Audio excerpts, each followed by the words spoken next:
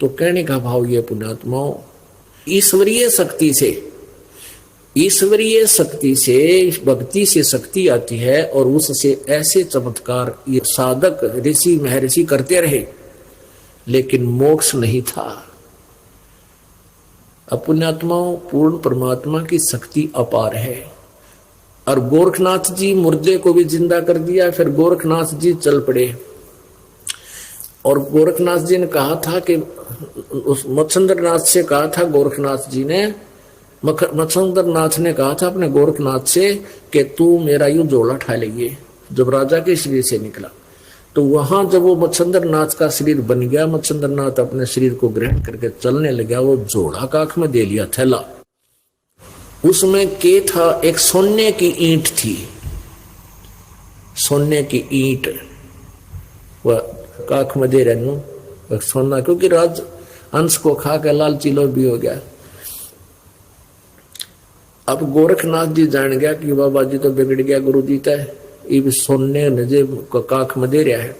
तो उसने क्या किया कि वो सोने वो थैला एक कुएं पे पानी पीने लगे, वो थैला उसमें जाड़ दिया कुएं में, वो सोना गिर दिया।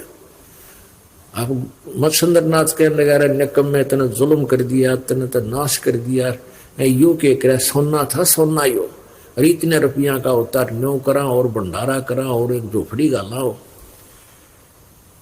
अब गोरखनाथ जी ने सोचा बाबा गुरु जी तक कतिये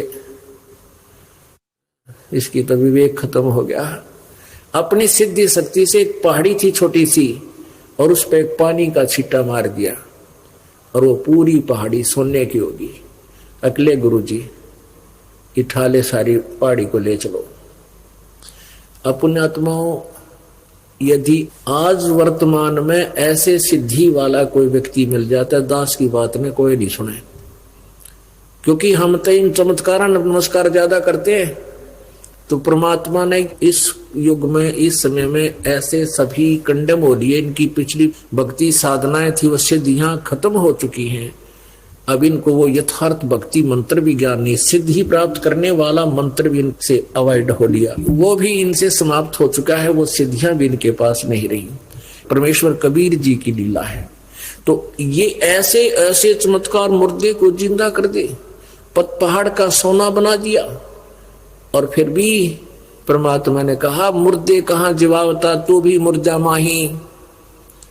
परमात्मा ने कहा उस गोरखनाथ से, तो ये मुर्दे जीवा के राजी हो रहा, तो भी एक दिन मरेगा, तेरी भी मृत्यु होगी। तेरे शंकर जी मर गए, ब्रह्मा मर गए, विष्णु मर गए, तू कहाँ रहेगा।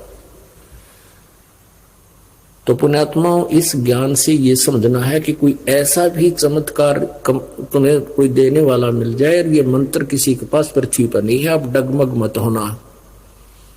ये तत्व ज्ञान इसलिए दिया जाता है कि आप किसी के भरमाए भरमो नहीं, और आप डगमग हो जाते हो तो आपका भक्ति मार्ग नष्ट हो जाता।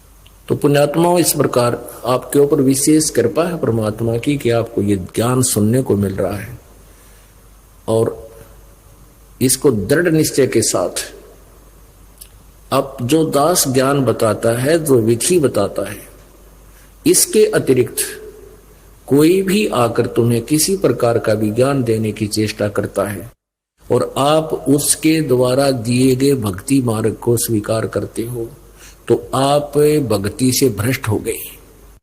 क्योंकि वो अज्ञानी व्यक्ति से आपने कोई भक्ति मार्ग साधना ग्रहण कर ली तो आपका वो गुरु हो गया, दास नहीं रहा। आध्यात्मिक मार्ग में ऑटोमेटिक कनेक्शन कटता है,